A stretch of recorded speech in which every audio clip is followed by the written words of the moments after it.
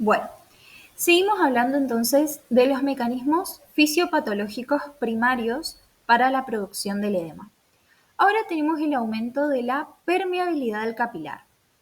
Este se puede dar por traumatismos, quemaduras, sepsis bacterianas, reacciones anafilácticas. Todas estas situaciones van a producir una reacción inflamatoria. ¿Qué va a pasar acá? Se van a liberar mediadores químicos como prostaglandinas, leucotrienos, citoquinas, que van a generar que aumente la permeabilidad del capilar y, como nombramos hoy, se van a formar unos espacios en la membrana del capilar y por esos espacios se va a filtrar el líquido acompañado de proteínas, de células, hacia el intersticio. Como ejemplo, tenemos al edema no cardiogénico. A diferencia del edema cardiogénico, la causa no es cardíaca, sino que es un aumento de la permeabilidad del capilar. En cambio, el edema cardiogénico, la causa es el aumento de la presión hidrostática del capilar. Otros ejemplos tenemos al edema de glotis, al diestrés respiratorio del adulto, entre otros. Bueno, después, el último mecanismo es la pérdida de la función de los linfáticos. Como ya nombré, los linfáticos lo que van a hacer es reabsorber el líquido junto con las proteínas y células que se encuentren en el compartimento intersticial, pero cuando hay situaciones como por ejemplo hay una obstrucción en el sistema linfático o por ejemplo una resección quirúrgica, estos no van a poder cumplir su función normal y el líquido va a comenzar a acumularse en el intersticio y se termina formando el edema. Bueno, ahora ya hablamos entonces de los mecanismos fisiopatológicos primarios, que eran los 4 que nombré, que son muy importantes saber cuáles son y cuáles son los ejemplos de cada uno. Ahora tenemos los mecanismos fisiopatológicos secundarios, que acá va a estar implicado el riñón. Bueno, acá tenemos un gráfico que nos va a explicar, por ejemplo, cuando disminuye el volumen arterial efectivo, nuestro organismo lo que hace es activar los mecanismos de retención hidrosalina. Estos pueden llevar a una mejora o puede terminar empeorando el edema. Bueno, comenzamos con la salida del líquido del capilar al intersticio por cualquiera de las causas que nombramos anteriormente. Ese líquido sale del capilar. Entonces se produce una caída, o sea, disminuye el volumen arterial efectivo.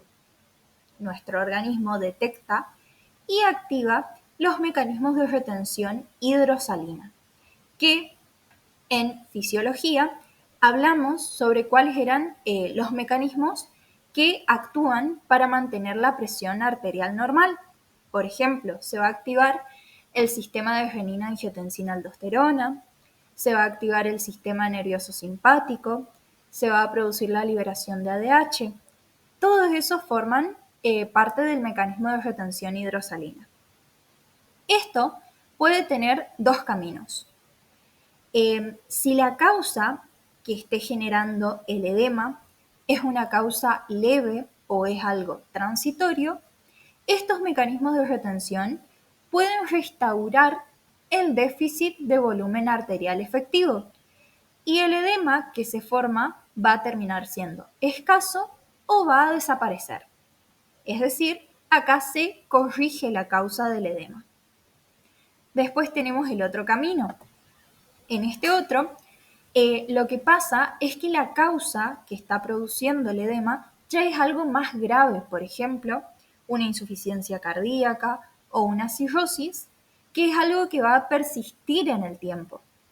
Entonces, los mecanismos de retención hidrosalina van a ser insuficientes, es decir, no van a lograr restaurar el volumen arterial efectivo. Y este mecanismo, en este caso, va a llevar que aumente más el edema que ya se formó. Es decir, se produce un empeoramiento del edema. Bueno, acá tenemos justamente la respuesta renal. Cuando disminuye el volumen renal efectivo, o sea, disminuye la llegada de sangre hacia el riñón, eso genera que disminuya el flujo plasmático renal.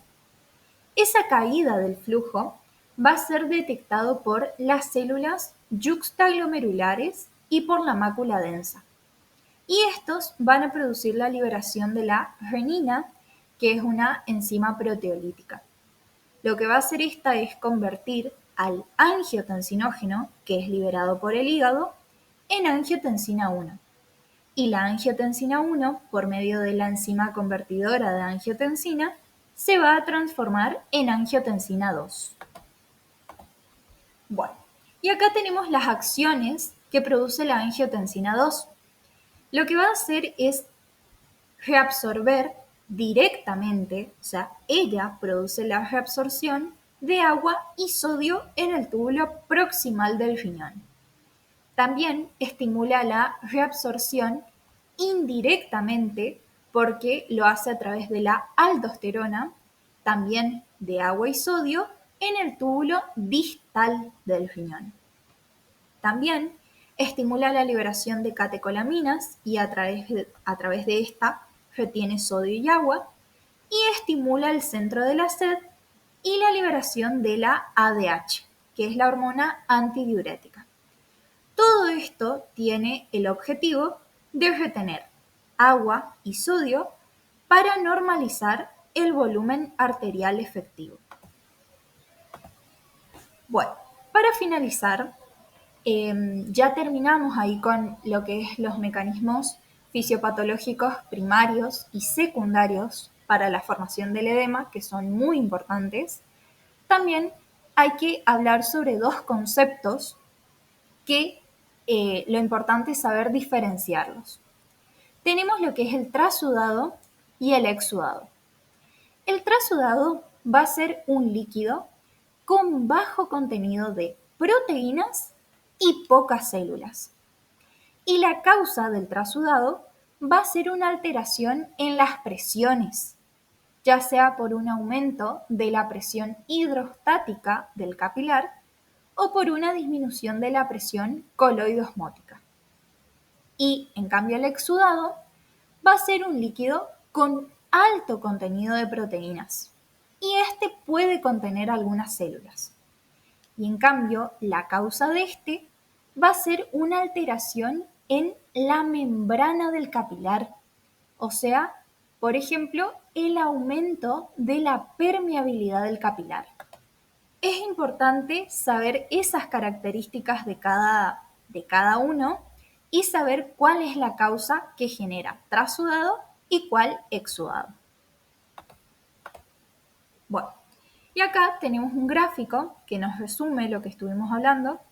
Tenemos lo que es lo normal, tenemos el capilar, que tiene la presión hidrostática y la presión coloidosmótica, y dentro del capilar tenemos ahí las proteínas plasmáticas, también van a estar las células, entre otras cosas. En el caso de trasudado, ya dijimos que la causa es una alteración en las presiones, ya sea por un aumento de la presión hidrostática del capilar o por una disminución de la presión coloidosmótica del capilar. Esto va a llevar a que se filtre el líquido hacia el intersticio, pero solamente el líquido. Las proteínas y las células van a quedar dentro del capilar. En cambio, en el exudado, dijimos que la causa va a ser una alteración en la membrana del capilar, porque se van a formar estos espacios que van a permitir que salga el líquido hacia el intersticio y además que vaya acompañado de células y de proteínas. Bueno, y ahí damos por finalizado el tema. Es importante que de esta clase se lleven cuáles son los mecanismos fisiopatológicos del edema, tanto primarios como secundarios, cuáles son los ejemplos, o sea, qué patologías generan, y también la diferencia entre trasudado y exudado. Gracias.